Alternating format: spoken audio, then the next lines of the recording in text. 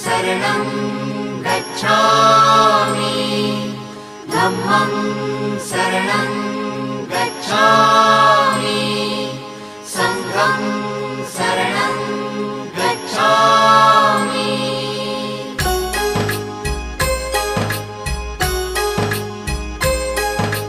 बुद्धं शरणं गच्छामि धम्मं शरणं गच्छामि संघं शरणं गच्छामि।